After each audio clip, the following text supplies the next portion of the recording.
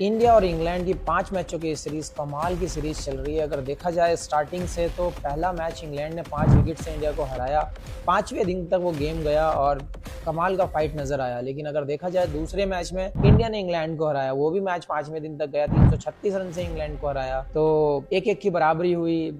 दोनों टीमें पूरी कोशिश कर रही हैं, पूरी फाइट कर रही हैं एक दूसरे से मैच जीतने के लिए, अपना पूरा जोर दिखा रही हैं, बॉलिंग साइड हो या बैटिंग साइड हो। तीसरा मैच खेला जाता है लॉर्ड्स में वो मैच भले ही इंग्लैंड जीता है लेकिन आखिरी दम तक दोनों टीमें लड़ी हैं इस मैच को जीतने में। अनलकी रही, इंडिया के बहुत करीब आकर 22 रन से मैच हारी है, लेकिन ओरिजिनल टेस्ट देखने को मिला। अगर देखा जाए तो बड़ा ही अच्छा सीरीज गया अभी तक। इंग्लैंड जरूर 2 मैच जीती है, इंडिया 1 मैच जीती है, 2-1 से आगे है इंग्लैंड। लेकिन क्रिकेट कमाल की खेली गई है अभी तक। अगर हम लॉर्ड्स मैच की अगर हम बात करते हैं तो लॉर्ड्स मैच में थोड़ा सा डिफरेंट तरीके से स्कोर रहा है। अगर हम तीसरे टेस्ट मैच की बात करें जो लॉर्ड्स में खेला गया, इंग्लैंड ने जरूर टॉस जीत कर पहले बैटिंग करने का फैसला लिया। स्टार्टिंग कुछ अच्छी नहीं रही थी, इंडियन बॉलिंग लाइनअप का दबदबा रहा था, वो रन बन नहीं रहे थे और बैट्समैन जो शॉट खेलना चाहते थे वो खेल नहीं पा रहे थे। लेकिन वहां पर कितना भी स्लो स्टार्ट हुआ, कितना भी इंग्लैंड ने स्लो खेला और लेकिन 387 रन वहाँ फिर भी उन्होंने बनाए। अगर देखा जाए तो वहाँ जॉय रूट की क्लास देखने को मिली। जॉय रूट ने 100 रन बनाए, ब्रेंडन कास ने भी वहाँ पर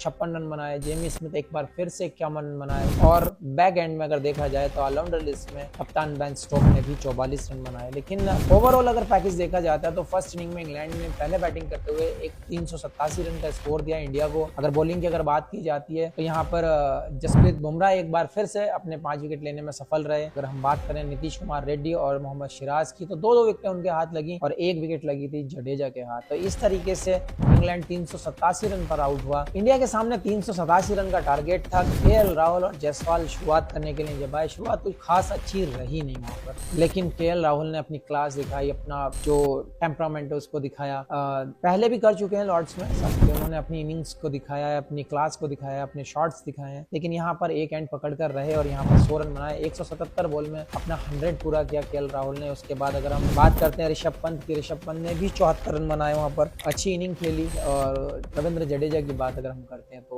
उन्होंने बॉलिंग में भी और बैटिंग में भी दोनों डिपार्टमेंट में उन्होंने अपना अच्छा काम किया है, अच्छा परफॉर्मेंस दिखाया है। अगर देखा जाए तो यहाँ पे भी जडेजा ने 72 रन बनाए इंडिया की पहली इनिंग में तीसरे टेस्ट की। और अगर वाशिंगटन सुंदर को देखा जाए तो 23 रन उन्होंने योगदान दिया था। तो कुल मिला के इंडिया भी सेम स्कोर 387 रन पर ऑल आउट हुई। बहुत दिन के बाद ऐसा हुआ है कि टेस्ट मैच में सेम लेवल पर सेम स्कोर पर दोनों टीमें आउट हुई हैं और ना कोई लीड लेनी है ना कोई देनी है। मैच अब एक इनिंग का बन गया था। यहाँ से दोनों टीमें इतने गजब का बैटिंग और बॉलिंग कर रही हैं कि एक भी चांस देना नहीं चाहते, कोई भी चांस खोना नहीं चाहते। तो बड़ा ही अच्छा ये सीरीज देखने को मिल रहा है। अगर हम बॉलिंग साइड की अगर हम बात करें तो क्रिस वॉक्स ने वहां पर 3 विकेटें लिए और आर्चर और बेन स्टोक ने 2-2 विकेटें लिए। लेकिन बेन स्टोक ने एक रनआउट बड़ा कमाल का किया था। वहां पर जो साझेदारी पनप रही थी, जो वहां पे इनिंग बढ़ रही थी, वहां पर बेन स्टोक ने रनआउट किया ऋषभ पंत को। वो विकेट भी उनके ही बदौलत। और कुछ ना कुछ बेन स्टोक हमेशा कुछ ना कुछ करते रहते हैं, बॉलिंग में हो या बैटिंग में हो या फील्डिंग में हो, कुछ ना कुछ मैजिक करते रहते हैं वो। तो अगर हम थर्ड इनिंग की बात करें और इंग्लैंड की दूसरी इनिंग, क्योंकि 0 से स्टार्ट होना था, कोई लीड थी नहीं,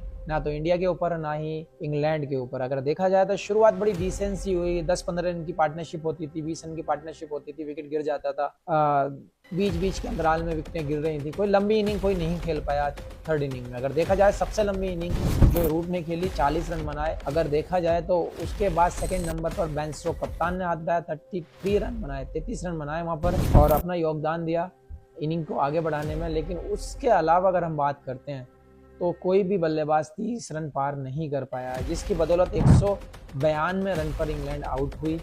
इंडिया के सामने 193 रन का टारगेट था। लेकिन अगर इंडियन बॉलिंग की अगर हम बात करें तो पैकेज में बड़ा अच्छा बॉलिंग किया है, एक साथ एक यूनिट में होकर बॉलिंग किया है। अब हम चाहें जसप्रीत बुमराह की बात करें, चाहे सिराज की बात करें, 2-2 विकेटें इनके हाथ आई हैं। अगर बात करें गोल्डन आर्म की तो वो रहे हैं वाशिंगटन सुंदर, उन्होंने 4 विकेटें ली हैं।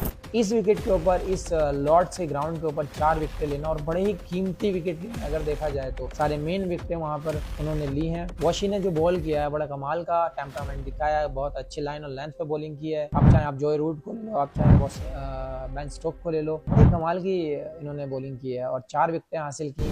मैं उम्मीद करता था कि 5 मिल जाए, लेकिन 4 इनफ है क्योंकि 193 रन का टारगेट बड़ा लिमिटेड नंबर्स थे। अगर देखा जाए तो कोई खास बड़ी इनिंग की किसी से जरूरत नहीं थी। 193 रन को इतना ज़्यादा बड़ा स्कोर नहीं नज़र आ रहा था। जब थर्ड इनिंग कंप्लीट हुई ऐसा लग रहा था कि इंडिया मैच जीत जाएगा, लेकिन वहाँ पर भी ट्विस्ट हुआ, वहाँ पर इंग्लैंड मैच जीता है। लेकिन 193 रन इंडिया को बनाने चाहिए थे। अगर हम बात करें इंडिया की इनिंग की, तो चौथी इनिंग, टेस्ट मैच की चौथी इनिंग थी और इंडिया की दूसरी इनिंग थी। अगर हम बात करें, जायसवाल और केएल राहुल वहाँ पर बैटिंग करने आए और जायसवाल कोई पेशेंस नहीं रखा, जिसकी ज़रूरत नहीं थी वो शॉट खेल बैठे और सीधा अपने सर के ऊपर बॉल खड़ा किया और कीपर के हाथों में कैच दे बैठे। 0 पर कोई रन नहीं बनाया वहाँ पर। सिचुएशंस को जितना मुझे लगता है कि ये जो मैच हम लॉर्ड्स वाला हारे हैं, मुझे लगता है थोड़ी सी अवेयरनेस अगर होती तो शायद हम मैच जीत जाते, लेकिन नसीब है अभी इंग्लैंड के पास 2-1 से बढ़त है। लेकिन हम तो यही विश कर सकते हैं कि इंडिया सीरीज़ जीत कर आए। अब 2 मैच में से 2 जीतने हैं, लेकिन बड़ा मुश्किल है क्योंकि उनको होम कंडीशंस का फ़ायदा है, उनको कंडीशंस बेहतर पता हैं। लेकिन इंडियन टीम जो खेल रही है कमाल का खेल रही है और मुझे ऐसा लगता है कि इंडिया अगले मैच में इंग्लैंड पर हावी रहेगा और फिर 2-2 से बराबरी होगी और फाइनल मैच में मज़ा आएगा। तो मुझे ऐसा लगता है कि अगले मैच में इंडिया की बारी है शो करने की, क्योंकि पहला मैच इंग्लैंड ने जीता था, दूसरा इंडिया ने जीता, फिर तीसरा इंग्लैंड ने जीता। अब चौथे की बारी है, चौथा मैच चल रहा है, स्टार्ट होगा, थोड़ा सा ब्रेक है, प्रिपरेशन करने का टाइम है, बेटर कर सकते हैं, जो गलतियां हुई हैं उनको सीख सकते हैं और अगले मैच के लिए अप्लाई कर सकते हैं। देखते हैं कि अगले मैचेस में क्या होता है। Good luck team India.